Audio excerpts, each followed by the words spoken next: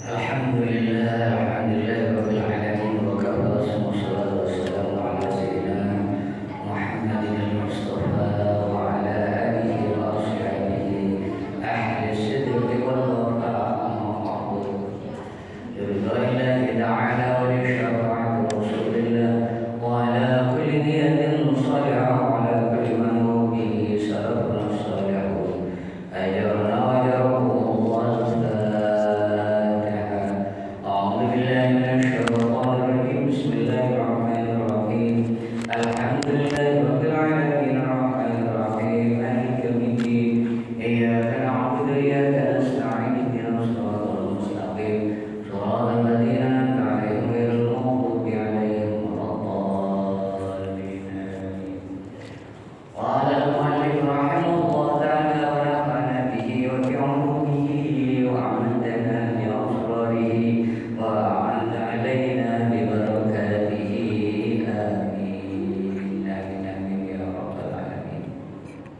Hadirin sekalian jamaah sholat maghrib Masjid Jabal Nur yang mudah-mudahan senantiasa dirahmati dan diridhai Allah Subhanahu wa taala.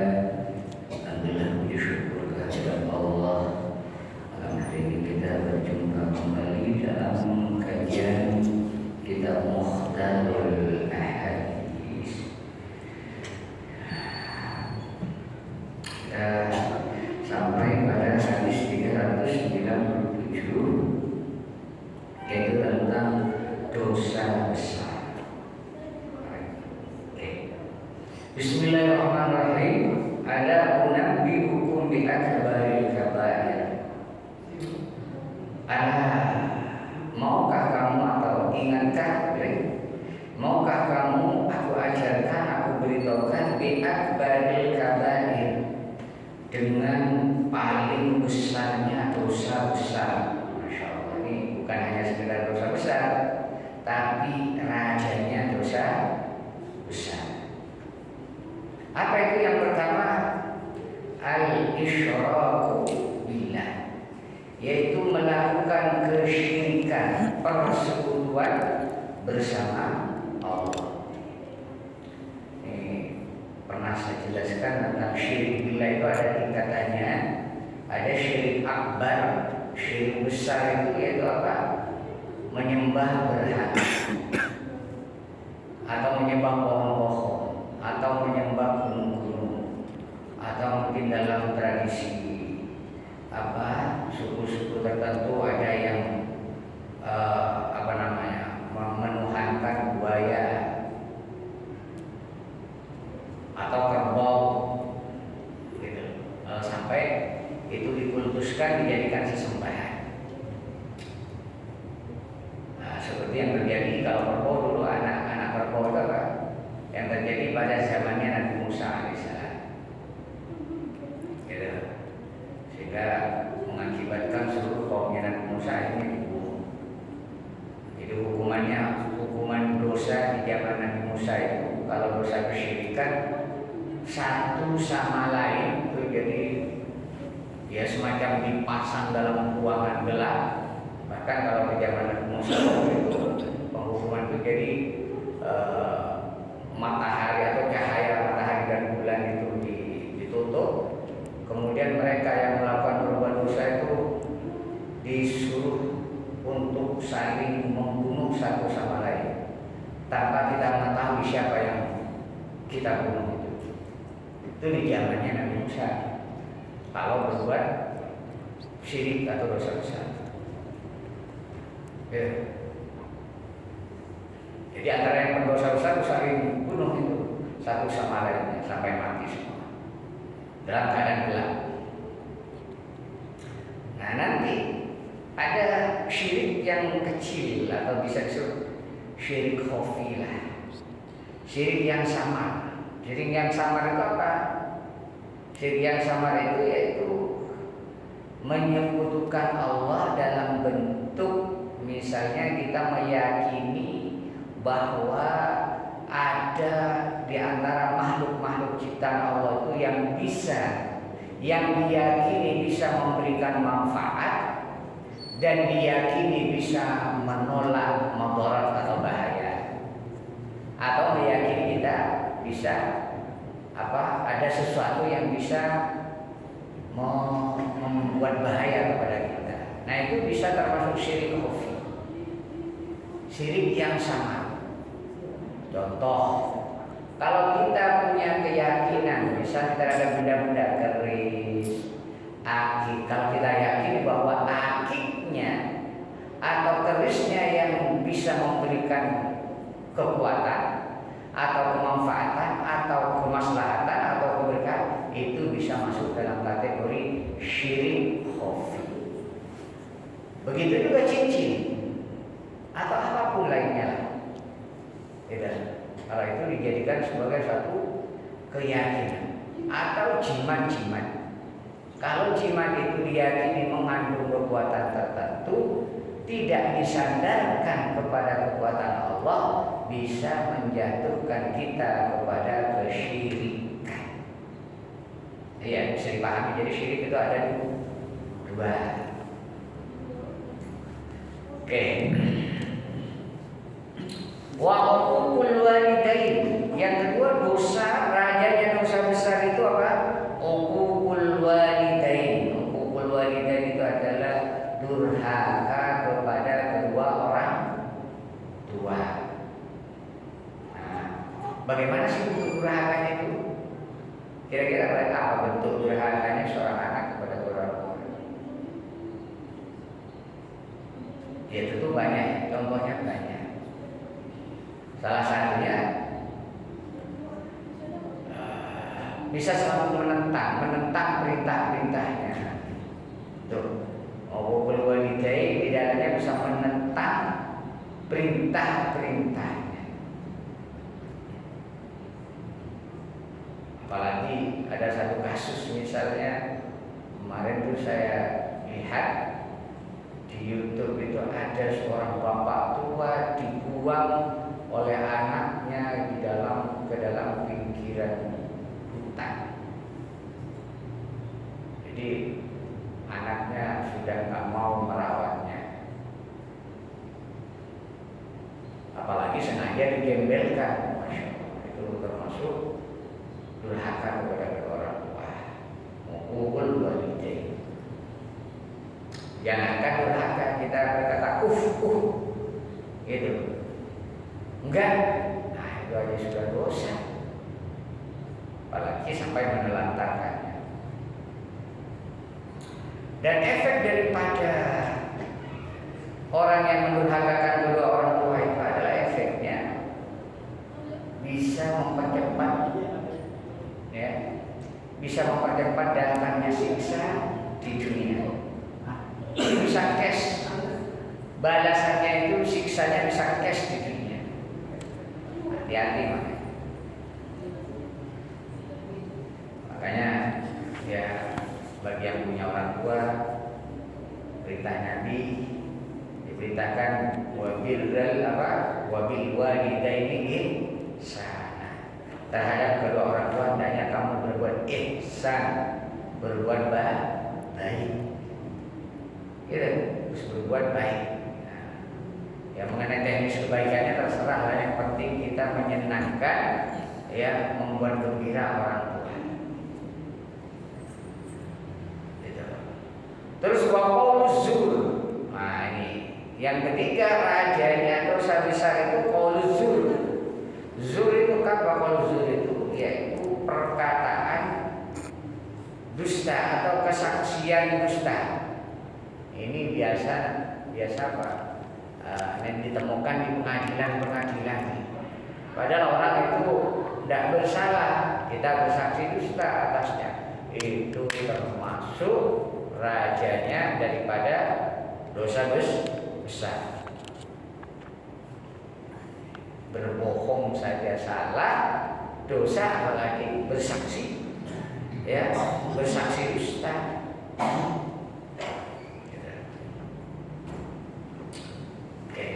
Makanya kalau disuruh bersaksi, kalau kita nggak siap bersikap jujur dan adil, ya nggak usah bersaksi. Resikonya besar.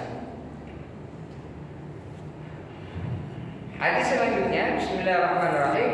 Iyyakum wal ghibah. hendaknya kamu menjauhkan dirimu dari ghibah. Sudah tahu ya ghibah itu? Ghibah itu ngomongin keburukan orang lain tanpa orang yang diomong itu tahu. Itu namanya ghibah. Walaupun yang dilakukan orang lain itu benar, yang diomongin itu memang benar terjadi pada orang tersebut. Misalnya dia seorang koruptor, walaupun itu benar tapi nggak ada orangnya, nah itu disebut ghibah. Kalau nggak benar, ini nggak benar itu orang sebenarnya, cuma kita omongin, nah itu namanya fitnah. Jadi gitu ya, namanya fitnah, memfitnah orang lain, gitu kan, menceritakan atau mengada-ngada tentang orang lain, itu fitnah. Kalau ngomongin ke orang lain walaupun itu benar, itu namanya ghibah.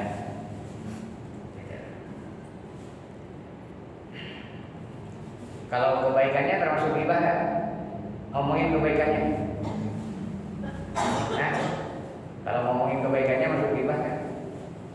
Oh, Pak Saiful itu orangnya dermawan loh. Amin. Nah, misalnya ghibah kayak gitu. Enggak. Ya. Enggak ghibah.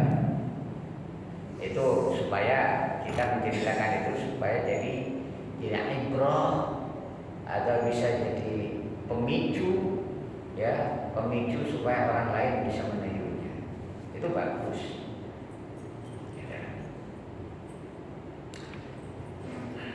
Termasuk yang nggak boleh itu ngomongin keburukan orang yang sudah meninggal.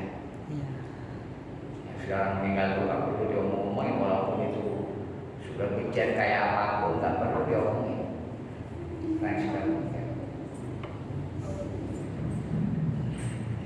Nah, apa efek dari ghibah ini? Hukum ini termasuk dosa besar juga. Ghibah ini termasuk dosa besar. Bahkan dikatakan fa innal ghibata asyaddu minaz zina. Ghibah itu lebih berat, lebih buruk, lebih berat.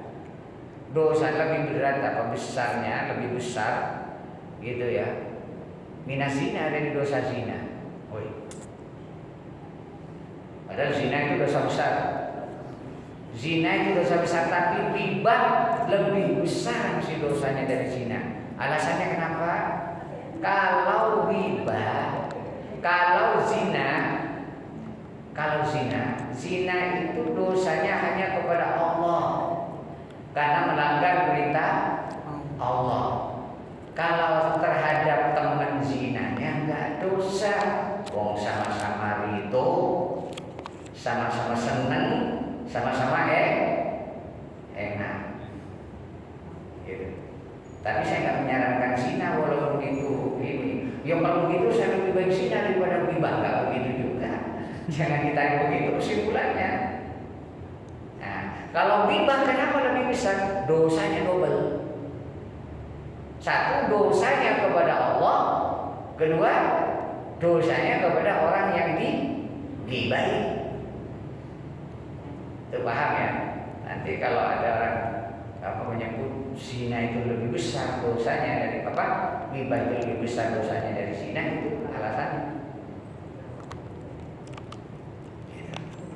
Innar rajulah, takutnya nanti ada kata mending kalau begitu udah nggak usah ghibah lah, mending yang lebih ringan, takutnya begitu. Salah itu. Innar rajula qad yasni, sungguhnya seorang laki-laki itu berzina wa yatub, dan dia bisa bertobat. Fa yatubullah alaihi.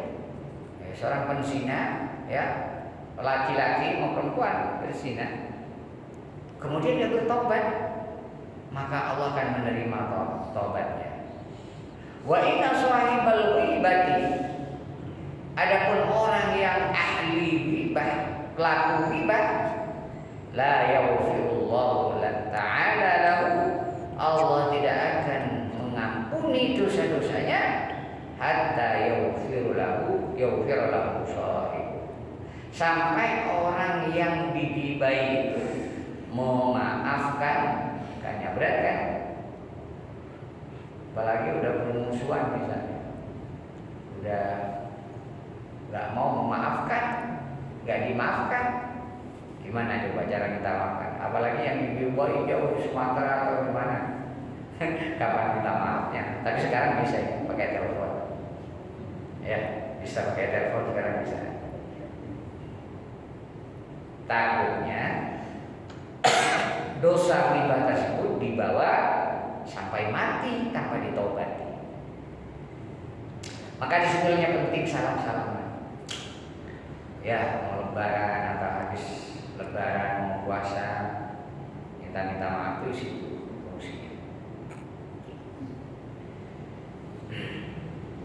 Tapi nanti ada sih solusinya, nanti ada. Bagaimana kalau saya punya tanggungan sama orang yang pernah menggibai orang tersebut, tapi orang itu sudah nggak ketahuan tempatnya di mana, lokasinya di mana. Saya nggak tahu dia masih hidup apa tidak. Saya juga nggak tahu kontaknya. Itu gimana ya? Nah, Imam Ghazali punya solusi.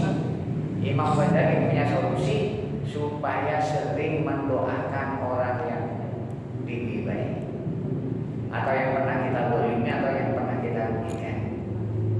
Dimohonkan ampun terus-menerus kepada Allah, minta kepada Allah supaya Allah dengan kekuasaannya Allah itu, dengan keadilannya Allah agar membuat si fulan itu ridho kepada kita. Nah, itu solusi terakhir tadi. Jangan langsung main gitu, kalau masih ada orang ya minta maaf. Oke, bismillahirrahmanirrahim. Iyyakum wal kadhiba fa innal kadhiba mujadibul lil iman. Jauhilah kamu al-kadhiba, dusta. Fa innal kadhiba, karena sesungguhnya dusta itu mujadibul lil iman, itu bisa menjauhkan dari iman. Oh, jangankan iman, malaikat saja kalau mendengar ya orang itu berdusta, dia minggir sekitar ya 1 kilo lebih, ya loncat dia. Kenapa? Karena nggak tahan dengan bau kebohongan yang keluar dari mulut para pembohong. Tuh. Menjauhkan iman artinya di sini apa? Membuat iman itu tergerus, membuat iman itu semakin menipis, membuat iman itu semakin lobek, semakin lemah. Kalau kita sering berbohong. Maka kenapa kemudian ini bisa dijadikan satu renungan bagi kita. Suatu ketika kita lagi istiqomah beribadah, ya senang ibadah di masjid, senang sholat malam, senang puasa sunnah, tiba-tiba istiqomah kita itu berantakan. Yang biasa sholat qiyamul lail tiba-tiba tidak bisa, berat rasanya. Yang biasa puasa Senin Kamis berat rasanya. Yang biasa sedekah setiap hari Jumat susah juga keluarin duitnya. Tiba-tiba begitu. Salah satu penyebabnya itu karena apa? Itu karena dosa berbohong atau dosa ghibah. Gitu. Jadi kebiasaan baiknya itu menjadi berkurang, menjadi hilang. Paling tidak yang paling kecil efek daripada sebuah kebohongan atau dosa-dosa kecil yang terus-menerus ditumpuk tanpa ditobati, paling tidak efeknya, seandainya dia masih tetap bisa melaksanakan amal-amal seperti sholat, puasa, zakat, tapi dia kehilangan nikmat di balik ibadah. Jadi sholatnya terasa hampa, tidak merasakan apa-apa, udah kayak cuman olahraga saja sholatnya, ya hanya sekian ruku, sujud, udah kayak orang olahraga. Ya baik sih untuk kesehatan, tapi di hatinya tidak merasakan apa itu makna sholat, nilai sholat, asyiknya sholat. Gitu. Padahal sholat itu apa? Mi'rajul mu'minin. Sholat itu adalah salah satu bagian dari cara kita itu mi'raj. Mi'raj itu apa ya? Online terhubung dengan Allah Subhanahu wa taala. Hingga kita menelpon. Kalau sholat itu seperti kita sudah mulai takbir, kayak kita sedang berkomunikasi dengan orang yang paling kita cintai, misalnya suaminya atau anaknya. Bagaimana asyiknya? Ini gambaran Rasulullah kalau sholat. Bagaimana asyiknya seseorang yang sedang berkomunikasi dengan orang yang dicintainya. Tentu ingin berlama-lama, tentu tidak ingin segera berpisah. Kan gitu ya? Kalau kita telepon sama orang yang kita cintai, kita mau cepat-cepat putus atau pengen berlama-lama? Pengen lama pastinya. Nah, coba ukur ke dalam sholat kita kira-kira. Kalau sholat kita cenderungnya pengen buru-buru selesai atau pengen lama-lama? Nah, kadang lebih seperti itu gambarannya. Ya, jadi kita kehilangan makna, nilai-nilai dalam sholat. Nah, itu pertanda kalau kita sudah kehilangan nilai-nilai makna dalam sholat, nggak merasakan khusyuk, nggak merasakan kenikmatan dalam sholat itu, berarti itu ada dosa-dosa yang tidak ditaubati. Salah satunya adalah dosa lisan tadi, dosa kebohongan dan dosa akibat ghibah.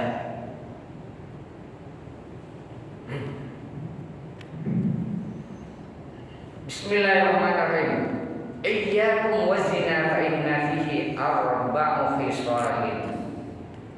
Nah ini.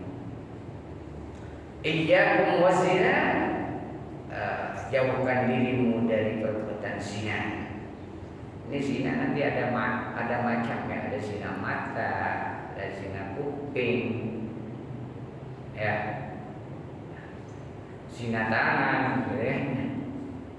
Tapi zina secara umum, ya, apa? Fa inna fihi arba'a khisalin. Di dalamnya ada 4 madarat, ada 4 efek yang bisa dirasakan oleh para pelaku penzina tersebut. Apa itu? 1. Yudhibul baha'a anil wajhi. Ya. Orang yang suka zina itu menghilangkan keindahan dari wajah. Jadi wajahnya itu udah indah, nggak enak dipandang, nggak apa ya, ya nggak membuat apa tertarik, apa namanya, hilang auranya. Kalau bahasa sekarang mungkin menghilangkan aura di wajah, itu jadi gelap. Itu salah satu efek buruk dari zina itu, yudhibul baha' anil wajhi, menghilangkan kewibawaan juga, menghilangkan kewibawaan dan cahaya di wajah. Yang kedua apa? Wa yaqta'ur rizqah, juga bisa memutus mata rantai rizki. Ya, rizkinya itu nanti semakin seret, atau walaupun lancar nanti banyak masalah. Wa yuskhitur rahman, dan bisa juga membuat murka Allah Ar-Rahman. Wa yujibul khulud finnar, bahkan bisa menyebabkan dia kekal di dalam neraka kalau terus-menerus zina tidak ditobati sampai akhir hayatnya. Tuh.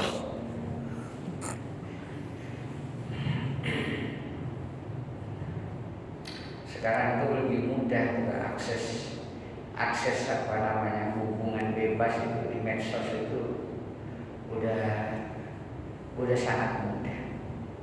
Ya, nggak bisa ketemu pun terjadi sekarang. Nggak bisa ketemu dengan orangnya terjadi di medsos. Sehingga nanti ada istilah sekarang udah mulai dibicarakan namanya nikah online.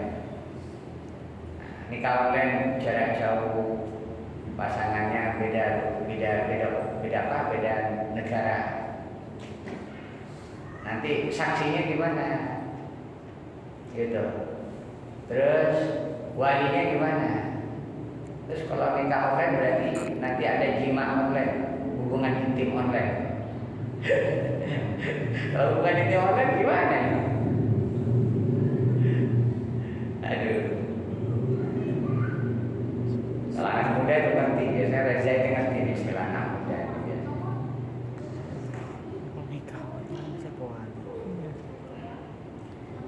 Iyyakum wal kibrah, berhati-hatilah kamu dengan terhadap sifat kesombongan. Kenapa sombong ini? Sombong ini termasuk dosa besar juga. Nah, termasuk dosanya iblis itu karena kiber, karena sombong. Dosa iblis itu karena kiber, kesombong, karena takabur. Dia merasa lebih baik, tidak mau sujud kepada Nabi Adam. Maka akibat dosa sombong ini, iblis tidak dapat pengampunan dari Allah Subhanahu wa Ta'ala. Tapi Nabi Adam yang berbuat dosa atau melanggar dosa karena dorongan hawa nafsu, perut ingin merasakan apa buahnya yang terlarang itu, penasaran, maka kemudian Nabi Adam masih diampuni oleh Allah Subhanahu wa Ta'ala. Berhati-hati kibar. Fa inna iblis hamalahul kibru ala ayyasjuda li Adam. Nah, iblis itu termasuk yang memiliki dosa sombong itu karena tidak mau sujud kepada Nabi Adam. Wa iyyakum wal hirsa, dan kamu jauhilah sikap hirs itu tamak. Hirs itu sifat dengki, ya, hirs tamak, ya, hirsun itu tamak, dengki, iri. Kenapa fa'inna Adam hamalahu hirs? Oh, tamak, karena Nabi Adam itu melakukan dosa hirs, tamak, pengen merasakan, padahal udah buah-buahan surga. Buah-buahan surga itu kan udah banyak nikmat, tapi Nabi Adam karena terdorong oleh istrinya untuk nggak kuat dengan rayuan istrinya, akhirnya melanggar. Maka laki-laki itu memang ada sanatnya kalau kalah sama istri atau takut istri itu. Ada sanatnya dari Nabi Adam itu. Ya, Nabi Adam itu termasuk nggak kuat ya terhadap rayuan istrinya, sehingga dia terpaksa melanggar perintah Allah. Ya, tamaknya apa? Ala an akala minasyajarah, untuk makan buah khoti. Tamak itu, hirs itu tamak.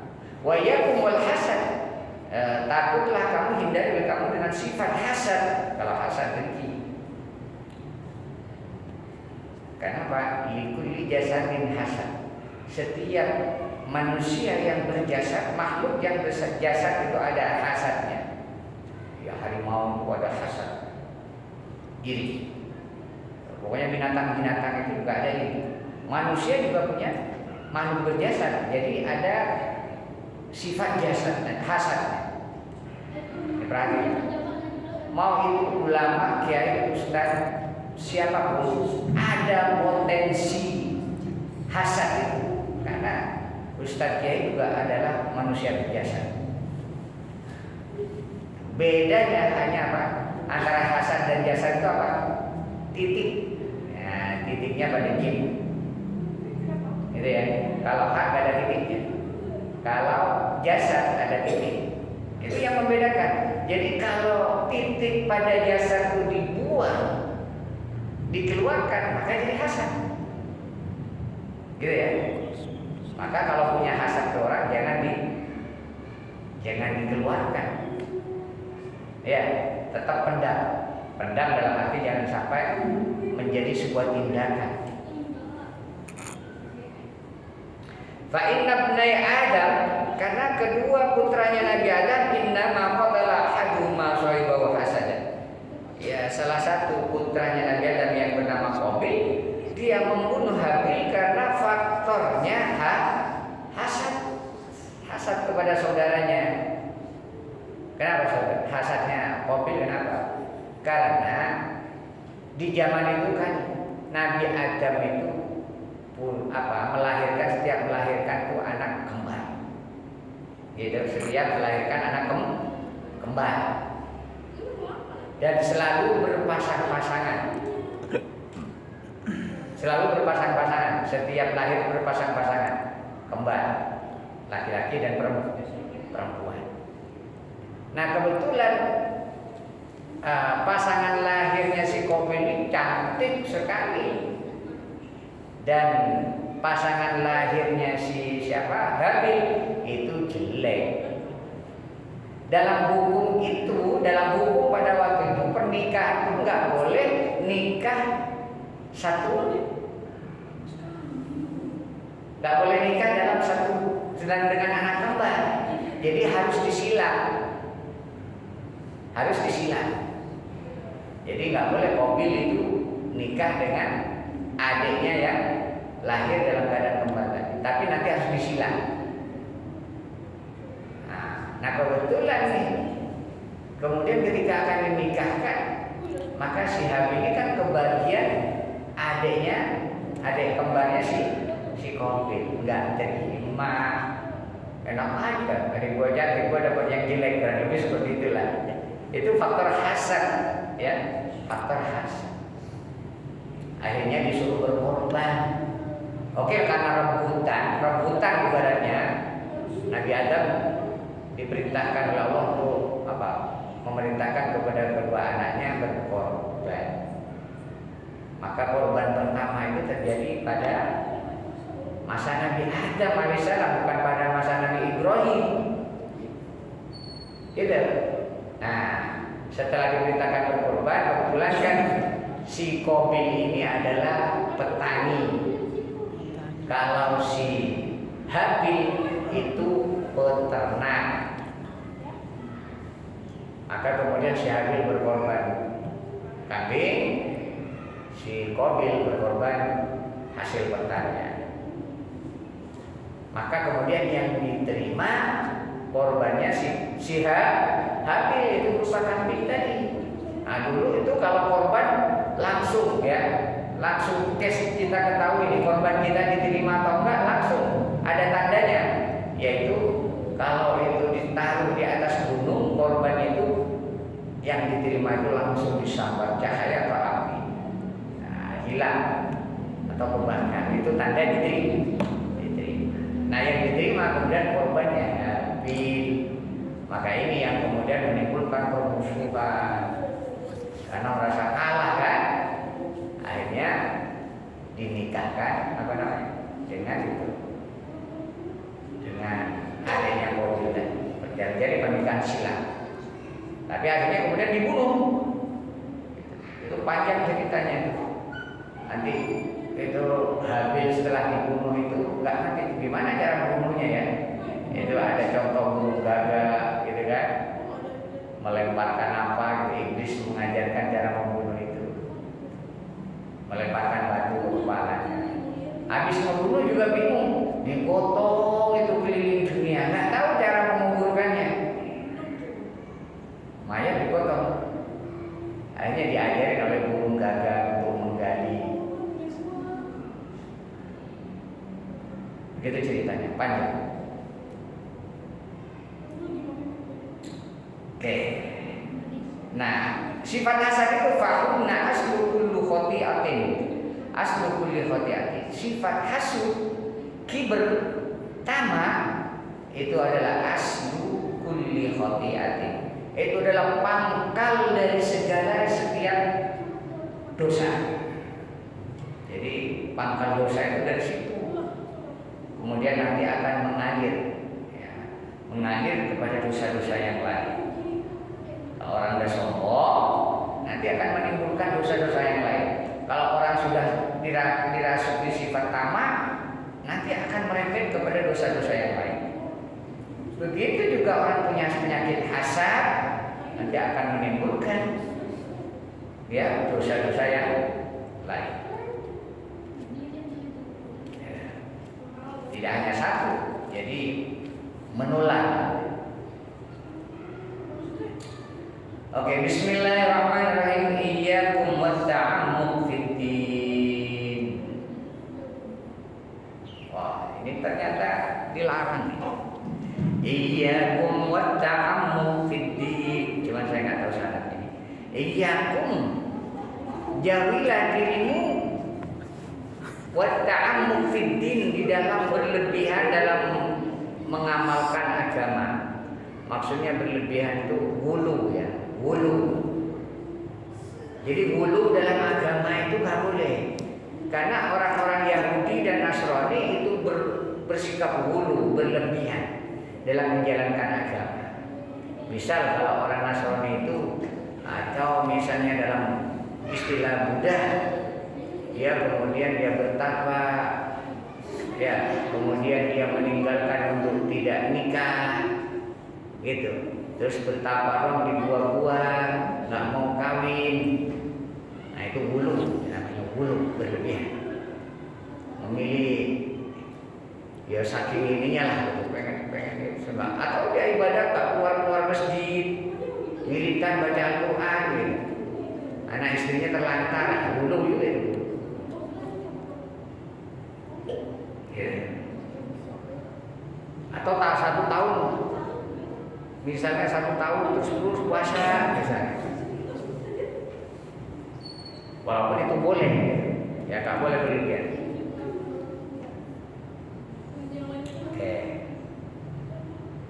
Terus wa inna Allah ta'ala qad ja'alahu sahlan, karena Allah itu menciptakan kemudahan dalam agama itu. Allah menciptakan kemudahan. Al-Islamu yusrun, Islam itu mudah. Gitu. Jadi masukilah pintu-pintu kemudahan itu. Fakhudhu minhu ma tuti'un. Ambillah, peganglah Islam itu dari mana kamu yang mampu. Ya. Kalau bahasa Al-Qur'an, ittaqullah mastata'tum, bertakwalah kamu sekuat kamu, semampu kamu. Enggak usah dipaksa-paksakan. Ya kalau kuatnya cuma ya sholat fardu, ya sholat fardu dulu. Kalau belum sholat berjamaah ya tidak apa-apa. Walaupun belum full sholat jamaah ya tidak apa-apa. Sekuatnya. Kalau belum bisa qobliyah ya tidak apa-apa. Ya. Jangan dipaksakan, tapi terus diupayakan. Ya. Lama-lama nanti bisa. Wa inna Allah yuhibbu ma dama min 'amalin shalihin wa in kana yasira. Karena Allah itu senang madama min amalin shalihin, Allah itu senang menyukai amal baik yang terus-menerus dikerjakan. Maksudnya istiqomah. Walau kana yasiran, walaupun sedikit. Jadi ya enggak usah banyak-banyak, yang sedikit saja. Sedikit istiqomah. Kayak ngaji, kayak gini, ngaji ini amalan yang enteng sebenarnya. Ya, amalan yang enteng sedikit, tapi kalau diistiqomai jadi amal ibadah yang luar biasa. Karena kata Imam Ghazali, ya, hadir di majelis ilmu itu lebih utama daripada apa? Sholat 1000 rakaat. Kalau diistiqomai, hadir di majelis ilmu fadilahnya sama dengan salat 1000 rakaat. Lebih baik daripada mengurus 1000 jenazah. Lebih baik daripada mengurus 1000 atau menjenguk 1000 orang sakit. Itu kata Imam Ghazali, kaitannya dengan fadilah menuntut ilmu. Cuma karena orang nggak ngerti ilmunya, dia lebih sholat, gitu. Padahal dia juga gak bakalan mampu ratusan rakaat sholat tahajud, paling 11 rakaat, paling 20 rakaat. Kalau yang berilmu mah, ya nggak usah ngejar gitu, ya udah belajar mutolaah saja, ngaji. Kalau kayak saya ngajar gitu kan, gitu. Saya nggak mampu sholat 1 rakaat, ya udah ngajar aja, mutolaah, tafakkur, bil ilmi. Kualitasnya lebih baik daripada ya sholat 1 malam suntuk.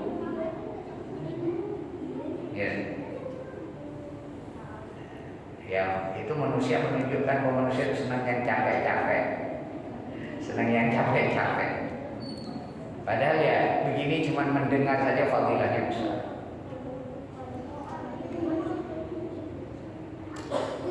Ayyuma mra'atin matat zawjuha radin anha dakhalatil jannah. Wah, ini hiburan bagi seorang perempuan. Ayyuma mra'atin matat zawjuha wa zawjuha, dimanapun perempuan, setiap perempuan yang mati suaminya. Bukan perempuan. Oh, setiap perempuan yang mati.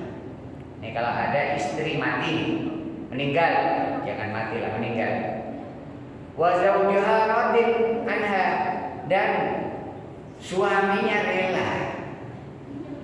rela itu terhadap kematian istrinya. Rata-rata suami rela ya kalau istrinya meninggal, karena bisa kawin lagi, ditangisin juga. Ditangisin juga. Enggak juga. Ditangisin juga. Ini ada fadilahnya sendiri soalnya.